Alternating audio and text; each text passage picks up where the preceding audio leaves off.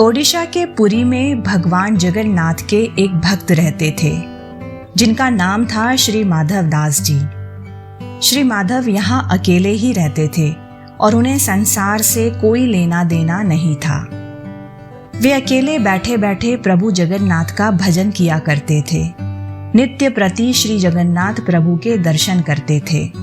उन्हीं को अपना सखा मानते थे और प्रभु के साथ खेलते थे। इतना ही नहीं, प्रभु भी अपने परम भक्त श्री माधव के साथ अनेकों लीलाएं किया करते थे। प्रभु इनको चोरी करना भी सिखाते थे। भक्त माधव दास जी अपनी मस्ती में मग्न रहते थे। एक बार माधव दास जी को अतिसार मतलब उल्टियां होना, दस्त लगना, अतिसार से पीड़ित हो गए थे। वे इस रोग के कारण बहुत दुर्बल हो गए और वे उठने बैठने के लिए भी समर्थ नहीं थे।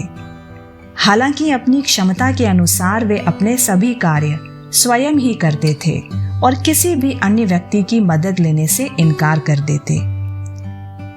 कोई कहता, महाराज जी हम आपकी सेवा कर दें, तो वे कहते कि नहीं नहीं, मेरे तो एक जगन्नाथ ही हैं, वही मेरी रक्षा करेंगे। ऐसी दशा में जब उनका रोग बढ़ गया तो वे उनके उठने बैठने में भी पूरी तरह से असमर्थता आ गई।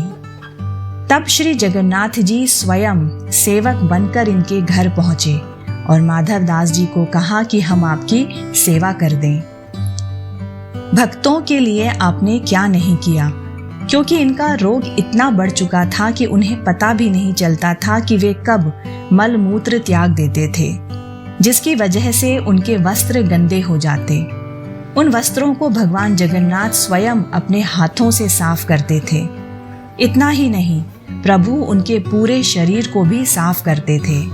प्रभु जगन्नाथ द्वारा की जाने वाली सेवा का अंदाजा सिर्फ इसी बात से लगाया जा सकता है कि कोई अपना भी किसी की इतनी सेवा तो नहीं कर सकता।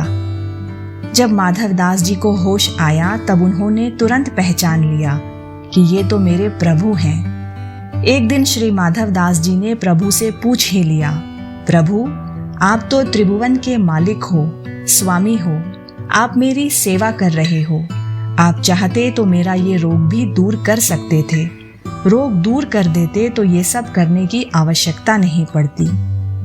भक्त की बातें सुनकर प्रभु ने कहा, देखो माधव, मुझसे भक्तों का कष्ट सहा नहीं जाता और ना ही देखा जाता है। इसी कारण तुम्हारी सेवा मैंने स्वयं की। जो प्रारब्ध होता है उसे तो भोगना ही पड़ता है। अगर उसे काटोगे तो इस जन्म में नहीं, लेकिन उसे भोगने के लिए फिर तुम्हें अगला जन्म लेना ही पड़ेगा। और मैं ये नहीं चाहता कि मेरे भक्त को जरा से प्रारब्ध के कारण फिर अगला जन्म लेना पड़े। इसीलिए मैंने तुम्हारी सेवा की। लेकिन अगर फिर भी तुम कह रहे हो तो भक्त की बात भी मैं नहीं टाल सकता। प्रभु जगन्नाथ अपने भक्तों के सहायक बन उन्हें प्रारब्ध के दुखों से, कष्टों से सहज ही पार कर देते हैं। प्रभु ने अपने भक्त माधव से कहा, अब तुम्हारे प्रारब्ध में 15 दिन का रोग और बचा है, इसलिए 15 दिन का रोग तू मुझे दे दे। जिसके बाद प्रभु जगन्नाथ ने अपने भक्त माधव दास के बचे हुए 15 दिन का रोग स्वयं ले लिया। यही कारण है कि भगवान जगन्नाथ आज भी बीमार होते हैं। ये तो हो गई उस समय की बात, लेकिन भक्त की वत्सल्यता देखिए। भगवान जगन्नाथ को आज भी साल में एक बार स्नान कराया ही जाता है, जिसे स्नान यात्रा कहते हैं। स्नान यात्रा करने के बाद हर साल 15 दिन के लिए जगन्नाथ भगवान आज भी बीमार पड़ते हैं। इस दौरान पुरी में स्थित प्रभु जगन्नाथ का मंदिर 15 दिन के लिए बंद कर दिया जाता है। इस दौरान प्रभु की रसोई भी बंद कर दी जाती है, जो कभी भी बंद नहीं होती।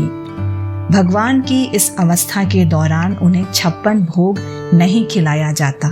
इस समय उन्हें 15 दिनों तक आयुर्वेदिक काढ़े का भोग लगाया जाता है।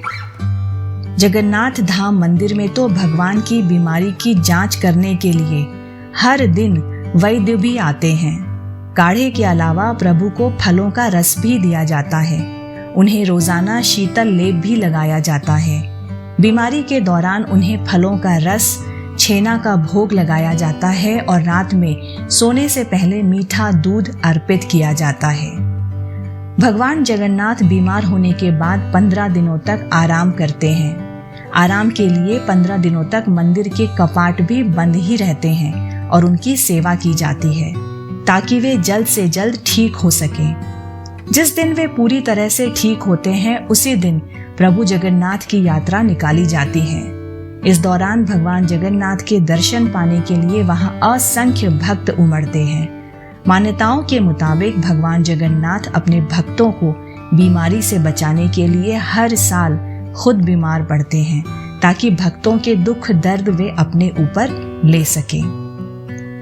दोस्तों, हम में से कई लोगों के मन में अनेकों प्रश्न उठते होंगे कि ये बात काल्पनिक कथा जैसा है या सच में सत्य है। मैं ये तो नहीं कह सकती कि आपका ये सोचना सही है या गलत। मैं नहीं जानती कि आप सबको इसमें कितना सत्य दिखता है, मगर मैं एक एक शब्द पर विश्वास रखती हूँ क्योंकि विश्वास पर ही इस दुनिया का अस्तित्व है। आज की ये सत्य कहानी अगर आपको पसंद आई हो तो चैनल को लाइक, शेयर एंड सब्सक्राइब ज़रूर करें। Thank you.